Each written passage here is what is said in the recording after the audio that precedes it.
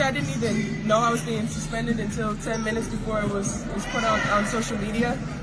We still have yet to hear anything from Kathy. It's no surprise. You can see what's being said on social media, and yeah. Listen to what Alyssa Thomas just said following the latest altercation on the court. Because if you do not pay close attention, the sheer audacity of the manipulation will slip right past you. She looked directly at the cameras, her expression carefully composed to project righteous indignation, and stated that she and her peers are simply playing the same physical brand of basketball they always have, immediately and seamlessly shifting the entire focus of the press conference toward the perceived toxicity of the new viewers watching the game. And instead of answering for the specific, undeniable mechanics of the flagrant foul that the entire world just witnessed on high-definition broadcast, the exceptionally high contact, the aggressive and unnatural follow-through, the sheer lack of any legitimate basketball motion, she immediately pivoted to casting herself and the veteran establishment as the innocent victims of an unfair, organized external narrative. That exact pivot, right there in the opening seconds of her availability, tells you absolutely everything you need to know about where this entire media cycle is heading. Because what we are witnessing right now is not a simple post-game interview, nor is it a momentary lapse in judgment. It is a masterclass in the accountability dodge, a highly refined public relations tactic deployed by seasoned professionals who know exactly how to manipulate the press. And it is a pattern we have seen play out over and over and over again in this league since the start of the season, creating a predictable and exhausting loop of aggression followed by immediate victimhood. When the established veterans cross the undeniable line from tough, physical basketball into targeted, retaliatory enforcer tactics, there is a strict playbook they follow to the letter. Step 1 is always exactly the same: the broad brush deflection, a maneuver designed to sweep the actual crime under the rug by pointing a finger at the crowd.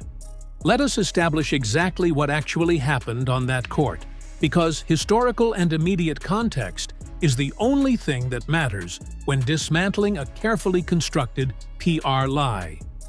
During the highly anticipated matchup between the Connecticut Sun and the Indiana Fever, Alyssa Thomas executed a targeted, high-impact, completely unnecessary physical takedown on Caitlin Clark that had absolutely nothing to do with the game of basketball. We are not talking about a standard hard screen set at the top of the key. We are not talking about a typical gritty box-out in the paint where elbows naturally flare. We are talking about a deliberate, non-basketball physical escalation against a rookie. The exact kind of punitive action you do not even see in the most heated, blood-boiling playoff rivalries of the past decade, much less in a standard regular season game where the ball is frequently nowhere near the actual play being made. And what was the response from Thomas, her coaching staff, and her extensive network of media allies in the immediate aftermath? It was not an acknowledgement of the severity of the foul, which would have been the bare minimum expectation for a professional.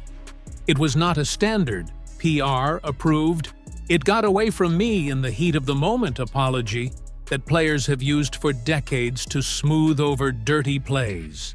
Instead, we witnessed the immediate launch of a coordinated media campaign specifically designed to frame the resulting, entirely justified criticism as an organized bad faith attack on the veterans themselves, completely erasing the physical, violent reality of what actually transpired on the hardwood. Now, I need you to pay very close attention to what Thomas and the veteran defenders say in these clips, because this is where the false narrative really takes its permanent shape in the public consciousness. They are bringing up the very real, admittedly toxic comments made by fringe, anonymous accounts on social media platforms. And look, let us be absolutely crystal clear on this point so there is zero room for misinterpretation. If players are receiving racial slurs, death threats, or threats of violence online that is unequivocally unacceptable, it is disgusting, and those individuals should be permanently banned from the platforms, stripped of their anonymity, and face real, tangible legal consequences. Nobody with a shred of integrity is defending the anonymous trolls operating in the darkest, most pathetic gutters of the digital world. But here is the massive, glaring problem with this specific argument being deployed by the players. Thomas and the establishment media are intentionally using this extreme fringe example to completely insulate themselves from valid, mainstream, universally agreed-upon basketball criticism. This is a classic bait-and-switch PR tactic that has been utilized by politicians and corporate executives for years, now being seamlessly adopted by athletes. They take the absolute worst possible fringe example that exists within any massive multi-million-person online fan base, and they weaponize it to avoid addressing the legitimate, fact-based criticism they are desperately trying to deflect from. Because the vast, overwhelming majority of people calling out these flagrant fouls are not trolls, they are not bigots, and they are not operating in bad faith. They are simply everyday basketball fans, analysts, and former players pointing out the objective reality that tackling another player by the neck is a dirty, dangerous play that has no place in a professional league. To truly understand the sheer scale of this semantic manipulation, we have to forensically examine the exact language being deployed in these carefully stage-managed press conferences. Notice the specific, calculated word choices being used over and over again. Thomas repeatedly uses the collective pronoun we to describe the victims of this supposed narrative, instantly aligning herself with the entire history, legacy, and roster of the WNBA, while simultaneously categorizing all of the critics as a massive, uninformed monolith of new fans who simply do not understand our game. This phrasing is not an accident. It is not a slip of the tongue. It is a highly calculated semantic shield designed to deflect incoming fire. We must remember that these are professional adults we are talking about, not minors playing a pickup game on a local playground where emotions run unchecked. Every single elbow thrown in the paint, every hard screen set on the perimeter, and every single post-game quote delivered to a microphone is a calculated business decision made by seasoned professionals who understand exactly how the media cycle works. By framing the critique of a single dirty play as a widespread attack on the league's entire identity and history, she forces the media establishment to choose a side. You are either with the historic, foundational core of the league, or you are with the toxic, disrespectful new wave of fans. It creates a completely false dichotomy that entirely swallows the actual event in question. And the event being, of course, a veteran player resorting to an illegal wrestling move simply because they were being systematically outpaced and outplayed on the floor. When you take the time to isolate the actual basketball tape from the post-game spin room, the contrast is absolutely staggering, almost insulting to the viewer's intelligence. Look at the tape frame by frame. The ball is actively moving in transition down the court. Clark is repositioning herself off the ball, looking for an opening.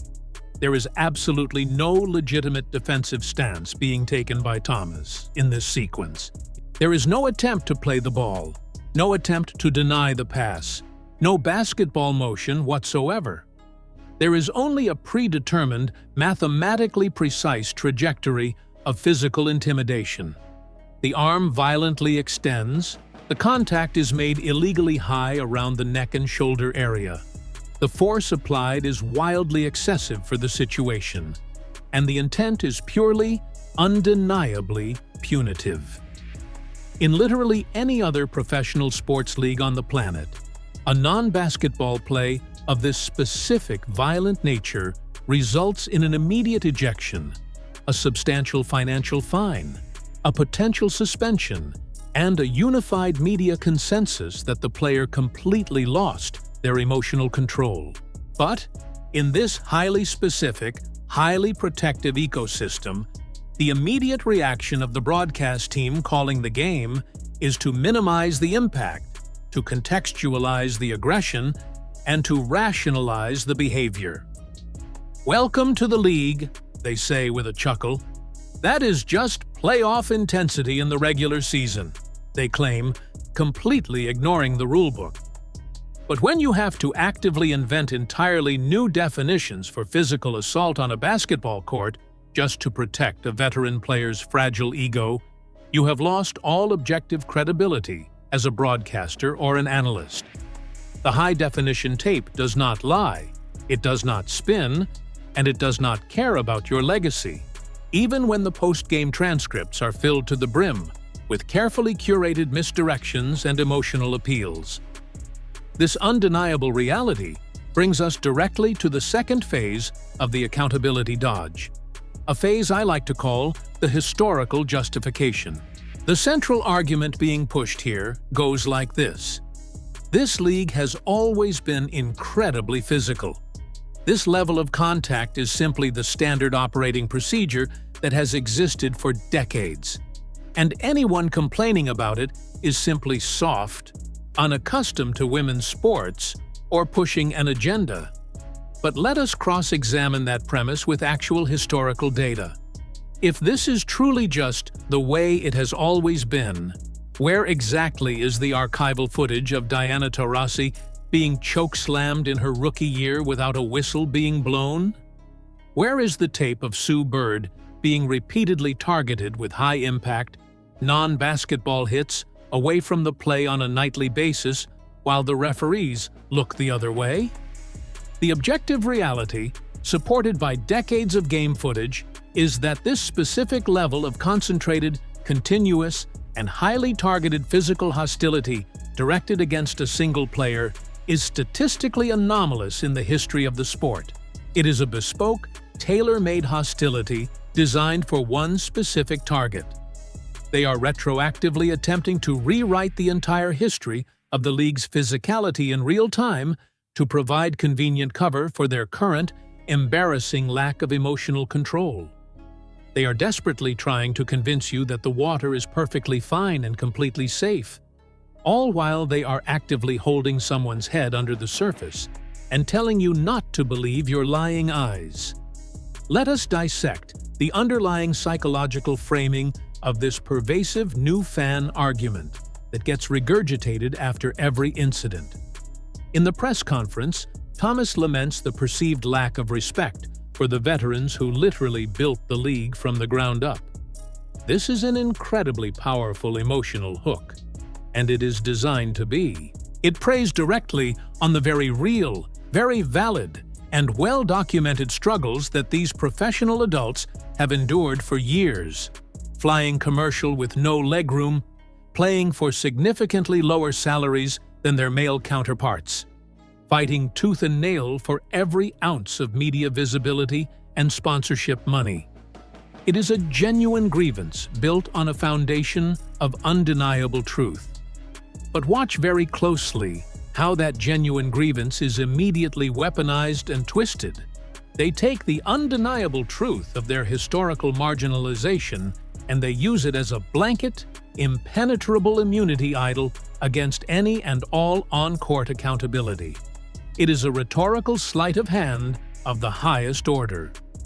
The underlying logic is essentially, because I suffered for years to build the foundation of this league, you are therefore forbidden from criticizing my flagrant foul today.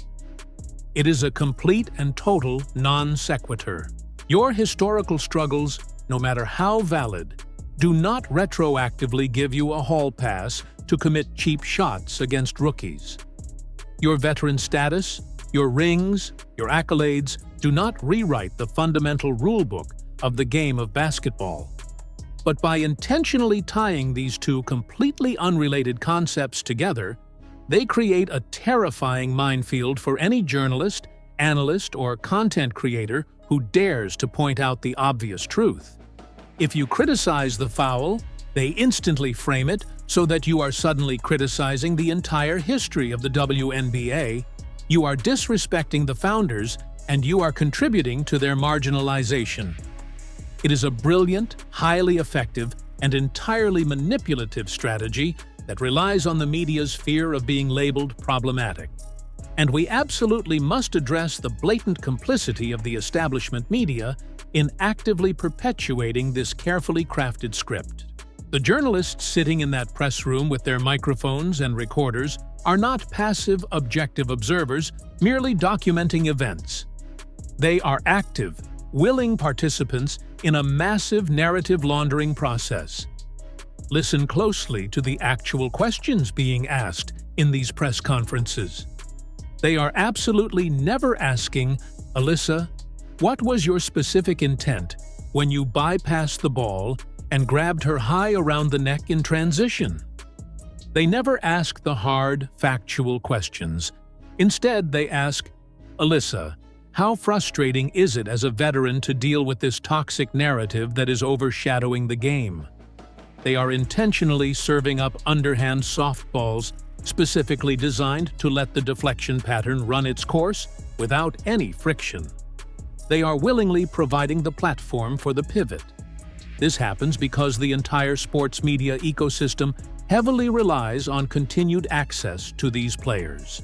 If a reporter actually steps up and asks the forensic, undeniable, factual question about the physical reality of the tape, they risk having their credentials pulled, being frozen out of future interviews, and being completely ostracized by the tightly knit veteran core. So instead of doing their jobs, they play along. They nod sympathetically, writing down their quotes, while the player actively changes the entire subject from their own violent on-court action to the mean tweets they received later that night. The press conference completely stops being a mechanism for accountability and instantly becomes a taxpayer-subsidized PR rehabilitation clinic. Now, consider the sheer, mind-boggling asymmetry of the behavioral expectations currently being placed on these players. Caitlin Clark, the rookie who is solely responsible for bringing unprecedented millions of eyes and dollars to the sport, is expected to endlessly absorb unprecedented physical punishment, maintain total, robotic emotional composure at all times, completely ignore the targeted, obvious hostility coming from her own peers, and then sit at a podium and graciously answer media questions about how much she respects the very same players who are actively trying to injure her on a nightly basis. She is expected to be a flawless ambassador for the game while being assaulted. Meanwhile, the seasoned veterans, professional adults who have been operating in this league for a decade, who know the rules inside and out, are apparently so incredibly emotionally fragile and insecure that a few days of bad press and social media criticism suddenly justifies a complete and total abandonment of standard professional basketball standards. The rookie is being asked to carry the immense behavioral burden of a literal saint, while the veterans are being granted the boundless emotional leeway and lack of accountability of actual toddlers. It is a staggering, hypocritical double standard, and it is entirely manufactured by the veterans themselves, rubber-stamped by their media proxies, and designed strictly to protect their fading status quo. Let us drill down even further into the specific, step-by-step mechanics of the victim card tactic exactly as it was deployed in this specific instance, because understanding the anatomy of the trick is the only way to break its power. Step 1. Commit an undeniable, high-profile foul that immediately draws national attention and goes viral across every platform. Step 2. Retreat to the locker room and wait for the inevitable, totally predictable public backlash. Step 3. Have your PR team or yourself sift through the massive, overwhelming wave of valid criticism to intentionally find the most offensive, unhinged, digitally radioactive comments from anonymous internet users with 0 followers. Step 4. Elevate those absolute fringe comments. Put them on a pedestal, and present them to the media as the representative, unified voice of the entire opposing argument. Step 5. Righteously demand apologies. Demand systemic change regarding internet culture and completely abandon any discussion of the original on-court incident. This is exactly, down to the letter, what we just saw transpire. By the time the 24-hour news cycle had finished its rotation, the mainstream narrative was absolutely no longer about a dangerous, illegal play on the basketball court. It was entirely about the broad, unsolvable, toxic culture of sports fandom in the digital age. They successfully executed a venue change. They moved the trial from the basketball court, where the video evidence proved they were guilty beyond a shadow of a doubt, to the internet, where they could easily and flawlessly play the role of the beleaguered victim. But despite all the spin, the tape remains. The tape is the ultimate indestructible anchor to objective reality. When you strip away the audio, ignore the press conferences, and simply watch the play in slow motion, the intentionality of the act is completely undeniable to anyone with a